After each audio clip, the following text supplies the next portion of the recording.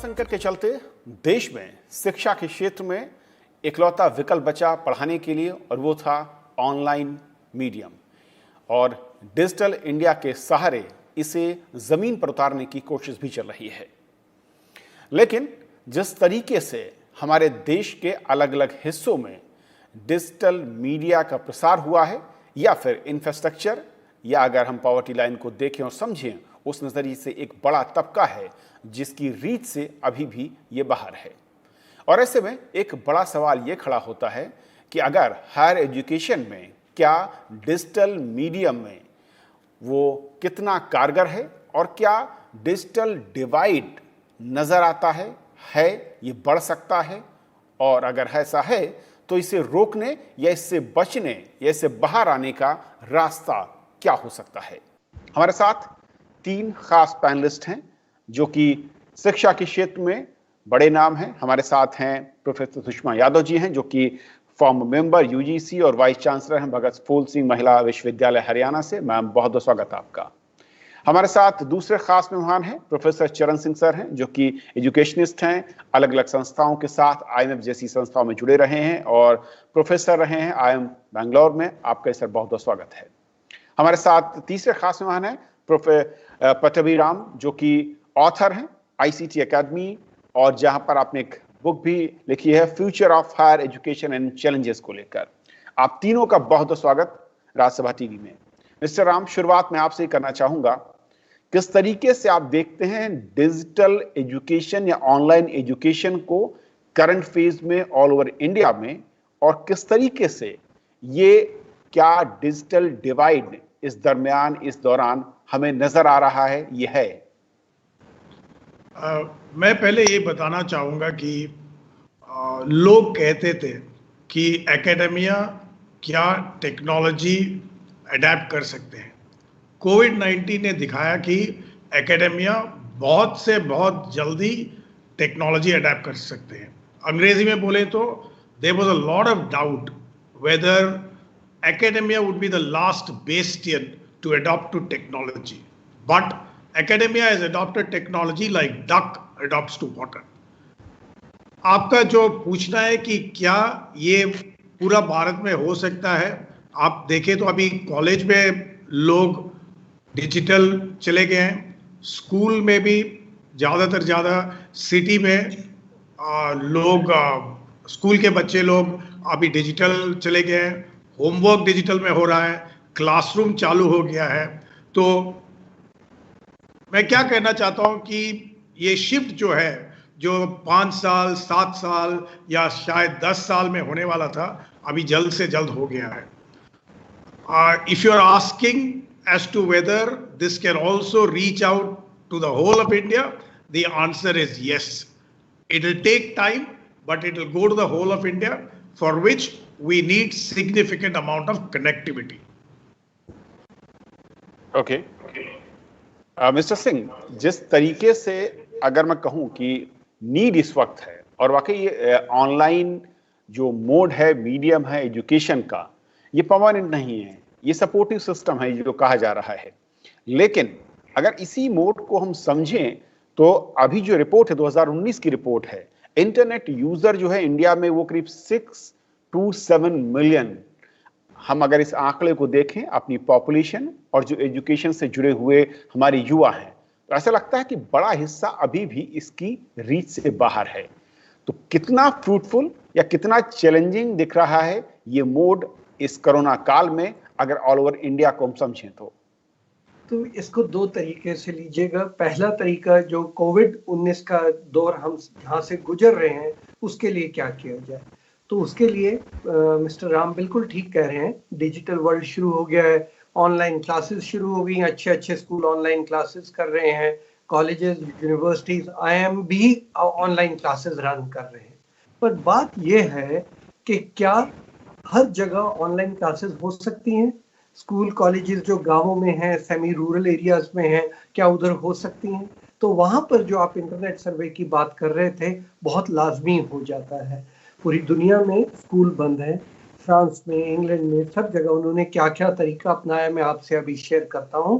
पर मैं ये कहना चाहूँगा कि आपके इंटरनेट सर्वे के मुताबिक ही गांव में इंटरनेट एक्सेस बहुत कम है, 5% है, शहरों में करीब 27% है। तो जो रूरल सेमी रूरल इलाकों में हमारे स्कूल कॉलेजेस हैं, वो बच्चे तो डिजिटल नहीं जा सकते। उसके अलावा आप हम सब लोग दिल्ली या अच्छी जगह में रहते हैं, पर यहाँ पर भी कभी कभी बिजली चली जाती है। मेरे कुछ मित्र बेंगलोर में रहते हैं, वहाँ पर भी बिजली चली जाती है।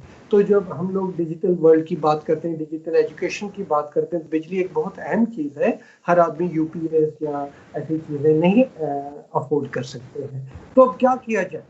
तो पहली बात, आपका पहला सवाल, कोविड के दौरान हाँ छोटा सा बैंड एड टाइप किया जा सकता है, पर मैं सोचता हूँ इसमें इतनी बड़ी बात है कि जो हम लोगों को भगवान ने खोल कर दिखा दी है, हमें ब्रिक मोटर की आज के बाद स्कूल कॉलेजेस की जरूरत ही नहीं पड़ेगी। जो इलिटरेसी हमारी यहाँ 26-27% थी, 74% के करीब लिटरेसी रेट था, जिसमें सिर्फ अपना नाम लिखना पढ़ना और साइन करना ही होता था, अब उससे हम लोग बिल्कुल मुक्त हो जाते हैं, हो सकते हैं। तो क्या करें?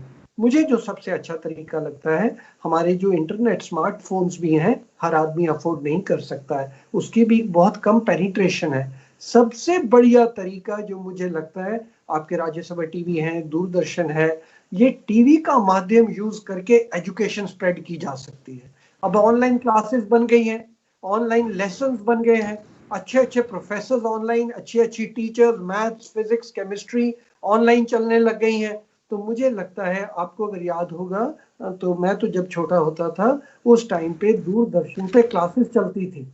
वही मैं सोच रहा हूँ, वही सबसे अच्छा माध्यम होगा। आप दूरदर्शन, रेडियो, इन पे अभी क्लासेस शुरू कर दीजिए। एक टाइम था कोई समझता ही नहीं था कि ब्रिक एंड मोटर स्कूल के अलावा, व्हाइट ब्लैक बोर्ड के अलावा पढ़ाई की जा सकती है। अब ये कोविड ने सिखा दिया कि की जा सकती है। तो अब जब सबको पता लग गया, घर में बच्चे स्कूल के बैठे हुए हैं, टीचर्स बैठे हैं घरों में, तो मैं सोचता हूँ यही कोविड को एक बहाना ढूंढ के, अपॉर्चुनिटी ढूंढ के, हम इस एजुकेशन को, जहां तक इंटरनेट जाता है बहुत अच्छी बात है, जहां जी इंटरनेट नहीं है, रेडियो और टीवी के माध्यम से क्लासेस ऑनलाइन शुरू कर दें।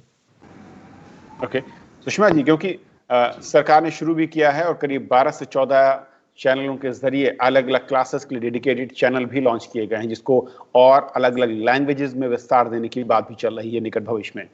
लेकिन किस तरीके से आप देखती हैं, क्योंकि आपका एक लंबा अनुभव इस सेक्टर में है, आज के दौर में अगर गांव देहात कस्बों तक इस डिजिटल मोड को हम पहुंचाना चाहते हैं या हायर एजुकेशन में देखते हैं, तो उसका रोल कहां तक है? क्या ये लिमिटेड है, और क्या इसे और हम बढ़ाने की तरफ जो आगे बढ़ना चाहते हैं वो कितना आसान या मुश्किल है?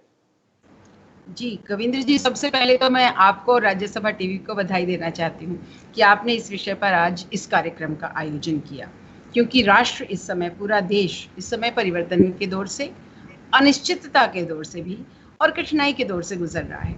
कोविड पेंडेमिक आया है और पेंडेमिक जैसे आता है बताकर नहीं आता, ये भी आ गया। हम सबकी शिक्षा डिसरप्ट हुई है। ऑलमोस्ट 320 to 400 मिलियन स्टूडेंट्स जिसको हम कहते हैं, इतने बच्चे इससे अफेक्ट हुए हैं। स्कूल और कॉलेज आप ले लेते हैं। और आप बात कर रहे थे डिजिटल डिवाइड क्या है, तो डिजिटल डिवाइड के 3 हिस्से हैं। There is a gender divide, और एक फिर शहरी और ग्रामीण के बीच का डिवाइड है, और फिर एक वर्गीय विभाजन जिसको हम कहते हैं, वो क्लास डिवाइड।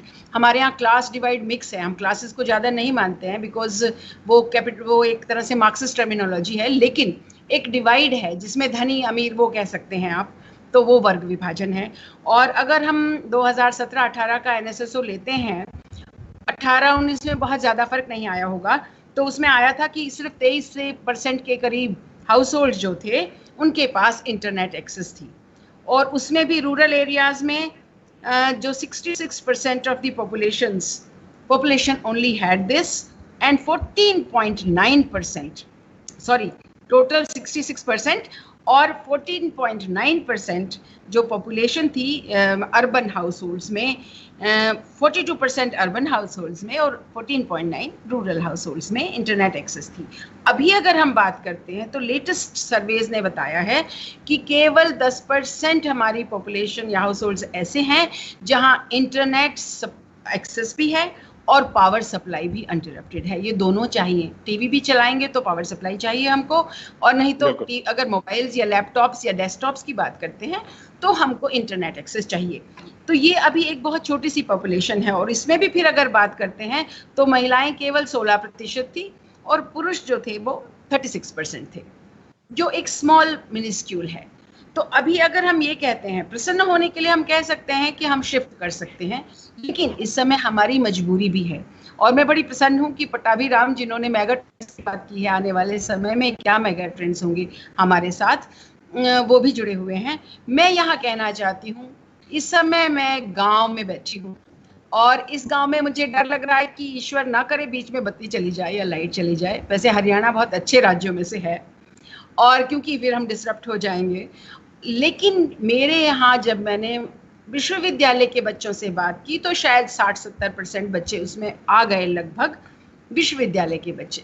लेकिन महाविद्यालय के बच्चों से जब मैंने बात की तो 40% से ज़्यादा बच्चियाँ, क्योंकि ये एक हमारा विश्वविद्यालय महिला विश्वविद्यालय है, 40% से ज़्यादा बच्चियाँ हमसे नहीं जुड़ पाई, क्योंकि उनके पास मोबाइल फ़ोन्स भी अपने स्मार्टफोन्स नहीं हैं, वो उनके पिताजी के या भाई के फ़ोन्स हैं।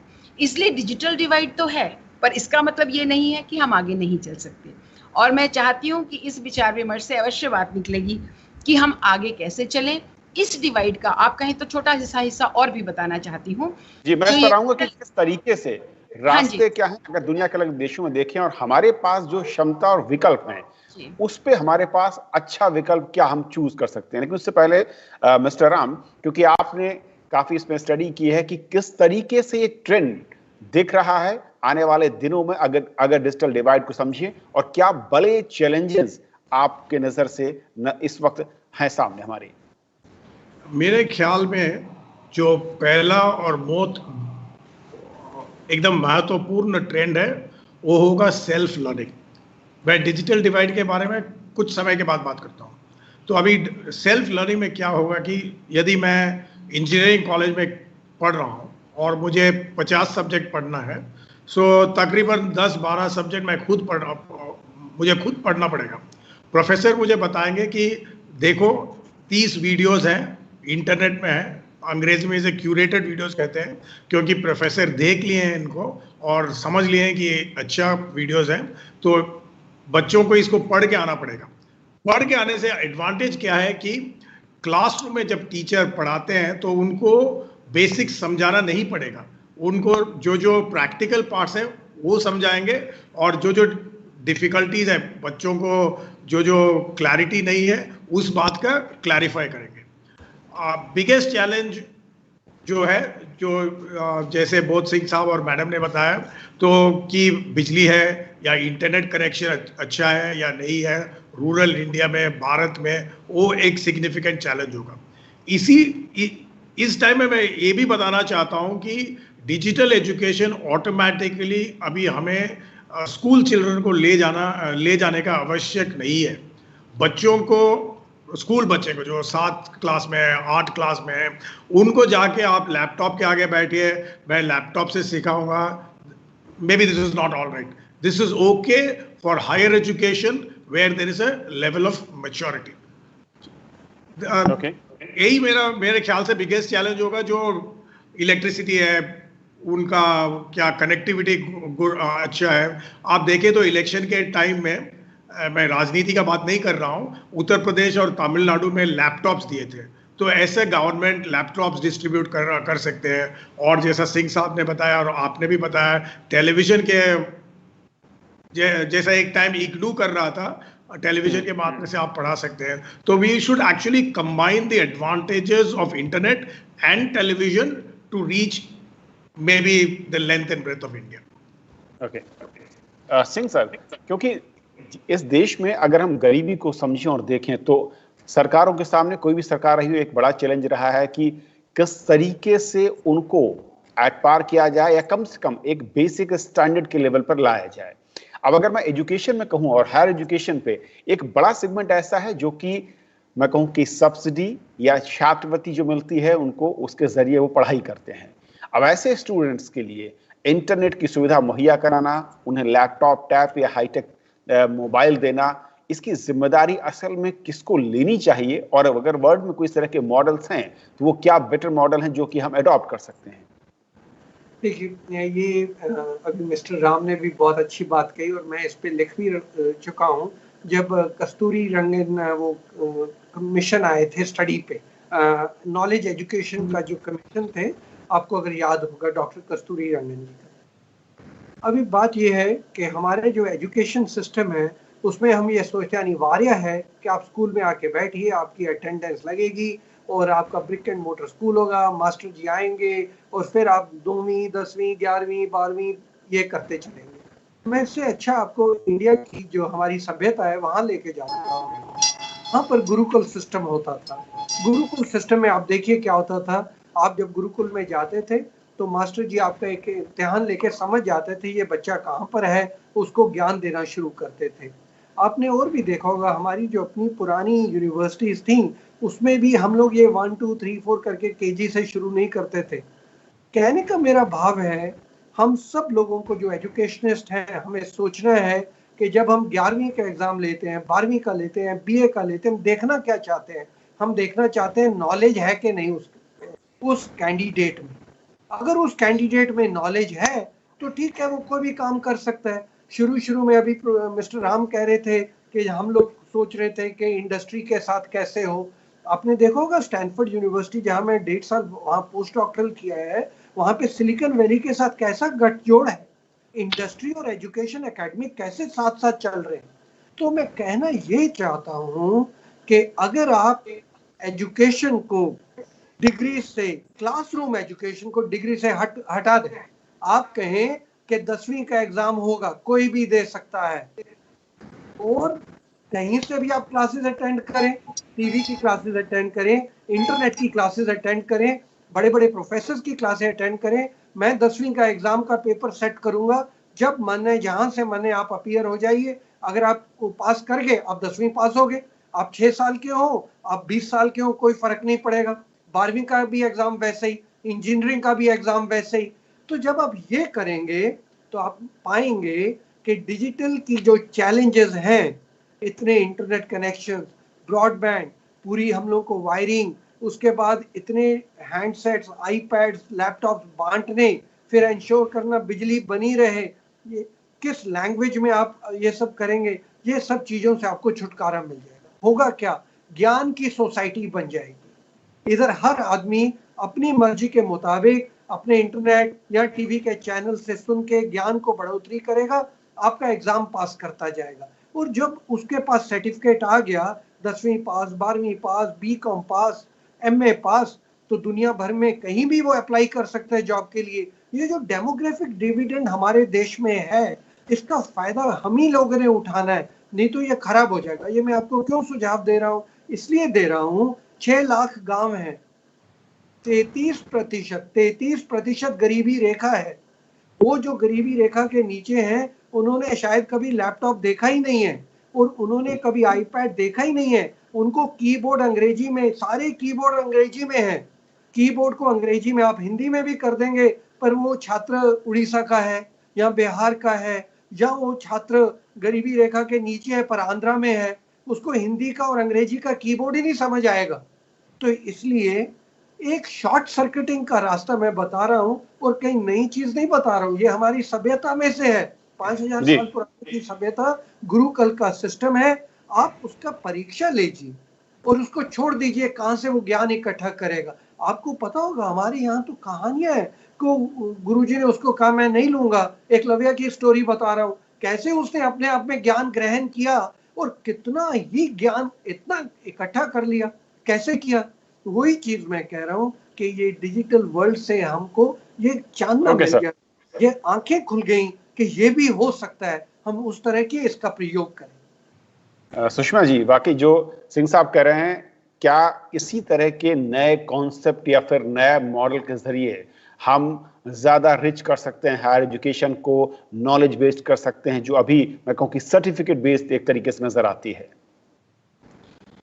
जो सिंह साहब ने कहा है, मैं सच में उस बात से बहुत ही प्रसन्न हूँ। एक सुंदर स्वप्न है वो हमारे सामने और मैं चाहती हूँ हमारी शिक्षा उस तरफ चले। लेकिन बहुत सारे उसके लिए हमें तैयारी करनी होगी। जो आप कह रहे हैं, मैं बिल्कुल इस बात से सहमत हूँ, और हम सब ये चाहें कि हम ये जो कॉलोनियल शिक्षा पद्धति हमें दी है कि आप केजी में आए, फिर फर्स्ट में आए, फिर फिफ्थ में आए, फिर एट्थ में आए, फिर नाइन्थ में आए, फिर ट्वेल्थ में आए, फिर जाकर के आप आपके बीए में आ सकते हैं, और बीए नहीं करेंगे तो एमए में नहीं जा सकते हैं। आप कितने भी स्मार्ट हों, कितने भी नॉलेजेबल हों, लेकिन डिग्री आपको चाहिए ही, और समय के अनुसार डिग्री चाहिए। 5वीं बार फेल हो गए तो 6ठी बार मुश्किल होगा अगर आपके ऑर्डिनेंस में ऐसा नहीं है। ये बंदिशें हैं। डिजिटल एजुकेशन हमें इन बंदिशों से बाहर ले जाएगी। और बहुत सुंदर बात उन्होंने एकलव्य का उदाहरण दिया है। एकलव्य का अंगूठा फिर कोई नहीं मांग सकेगा, क्योंकि उसने तो डिस्टेंस एजुकेशन से पढ़ा है, गुरु दिखाई नहीं दे रहे हैं, और हो सकता है बहुत सारे एकलव्य निकल कर आए यदि उनकी एक्सेस हो। उसके लिए जो हमें तैयारी करनी होगी, राष्ट्र को तैयारी करनी होगी, वो मैं समझती हूँ कम से कम 5 फ्रंट्स पे करनी होगी। पहला फ्रंट जिसकी एक्सेस की बात है, मोबाइल, लैपटॉप या टैबलेट्स, वो सब कब उन तक पहुंच पाएं, ये बहुत आसान और बहुत जल्द नहीं है। कोशिश तो होगी कि वो पहुंच सके, क्योंकि उसको चलाना भी पड़ता है। मैं जानती हूँ बहुत सारे राज्यों ने लैपटॉप बांट दिए, स्मार्टफोन बांट दिए। पता चला वो ऐसे बच्चों के पास गए जो उसे चलाना भी नहीं जानते, और चलाएं तो उसके लिए जो कनेक्शन चाहिए, पावर चाहिए, वो उसके पास नहीं है। तो इन दोनों को जोड़ना पड़ेगा। तो एक्सेस के फ्रंट पे किसी तरह हम प्रयास करें, और नहीं तो टेलीविजन, आजकल मैं देख रही हूँ इग्नू के सारे चैनल्स टेलीविजन पर चल रहे हैं। जो ज्ञान दर्शन है, स्वयं प्रभा जो यूजीसी ने आरंभ किया था, ऐसा लगता है जैसे कुछ देख लिया था, कहीं ऐसी आशंका थी या नहीं थी, पर एक्सेस बढ़ाना चाहते थे हम। तो स्वयं प्रभा में इतने टीवी चैनल्स विभिन्न भाषाओं में लगातार चल रहे हैं। जो हमारे माननीय शिक्षा मंत्री जी ने कहा कि हम प्रयास कर रहे हैं कि लगातार पूरे दिन पाठ चलते रहें, और बच्चे को जब अवसर मिले वो आकर के उसे पढ़ ले और देख ले और समझ ले। ये बहुत सुंदर प्रयास होगा, परंतु एक पेडागोजी एंगल है। आप उनमें से अधिकांश देखिएगा जो क्लासेस या जो चल रहे हैं ना अभी, वो ऐसे चल रहे हैं, उसमें इंटरैक्टिव बहुत ज्यादा कोई भी नहीं होता, क्योंकि अभी उस तरह की ट्रेनिंग हमारे टीचर्स को नहीं मिली है। हम लोग वॉक एंड चॉक, सामने बैठा है बच्चा, फिर हम पढ़ाना चाहते हैं, ब्लैक बोर्ड का यूज करेंगे, फिर समझाएंगे। ये आप उन चैनल्स में नहीं कर सकते हैं। तो उनको टीचर ट्रेनिंग का फ्रंट आता है इसमें, जो कि टीचर्स को डिस्टेंस एजुकेशन के लिए, उसको इंटरैक्टिव बनाने के लिए, आसान उन तक पहुंचाने के लिए ट्रेनिंग दी जाए। ये एक और फ्रंट है जिसकी हमें सामना करना होगा। फिर बहुत सारे ऐसे बच्चे हैं और ऐसे संस्थान हैं जहां ये सब सुविधाएं नहीं हैं। तो कोलैबोरेटिव एंगल जिसकी बात प्रोफेसर सिंह ने भी की है और पट्टाभी जी ने भी की है, कि जो संस्थान टेक्नोलॉजी में कमजोर हैं और फिर कुछ संस्थान जो टेक्नोलॉजी में अच्छे हैं, या इंडस्ट्री जो उनको हैंड होल्ड कर सकती है या उनको सपोर्ट कर सकती है, उन दोनों को साथ लाना होगा।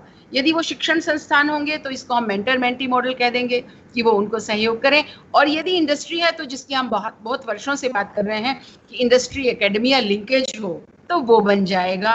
ये एक फ्रंट है। इन सबको हम साथ लेकर चलेंगे, तब हम, मुझे लगता है कि बच्चों तक ये शिक्षा पहुंचा पाएंगे। ये तैयारी हमें अवश्य उसके लिए करनी होगी। कुछ बातें और भी हैं, लेकिन अगर एक और दौर होगा तो मैं बात करती हूँ। जी, मैं वक्त कम है कि मिस्टर राम, मैं चाहूंगा कि जो इस वक्त चैलेंजेस हैं और जिस तरीके से रीच है और जो नए नए ऑप्शंस की बात हम देख रहे हैं या फिर हम इम्प्लीमेंट होते हुए देखना चाहते हैं, रास्ता या वे आउट मैं कहूँ, कहाँ से शुरू होता है और किस तरीके से उसमें आगे बढ़ना चाहिए? अच्छा, मैं उसके पहले 1 मिनट सिंह साहब ने जो बताया उसके बारे में बताता हूँ। वो इससे भी कनेक्टेड है। अभी मैं देख रहा हूँ कि मे बी 5-6 साल या 7-8 साल में जो इंटरनेट जनरेशन के बच्चे जब कॉलेज से निकलेंगे, तो ऐसा नहीं होगा कि इंजीनियरिंग 4 साल में पढ़ना है। तो अच्छे होंगे तो 3 साल में ख़त्म कर सकते हैं, या चाहे 6 साल में ख़त्म कर सकते हैं, 7 साल में ख़त्म कर सकते हैं, और इसका प्रभाव जॉब मार्केट में नहीं पड़ेगा। जो मैं बोल रहा हूँ कोई नया चीज़ नहीं है। यूएस में ऐसा होता है, यूके में ऐसा होता है, कनाडा में ऐसा होता है। यदि हम वो कर देंगे तो जैसा सुषमा मैडम ने कहा, you will completely डिलिनिएट degree from skills. Okay, आपका प्रश्न के ऊपर अभी चर्चा करना चाहूँगा कि जो मेजर चैलेंज आज है, मेरे ख्याल से ये टेक्नोलॉजी सीखना, टीचर सीखना, स्टूडेंट सीखना बहुत मुश्किल नहीं है। बिगेस्ट चैलेंज है कि अभी ये सब कैसा उनको रीच करेंगे।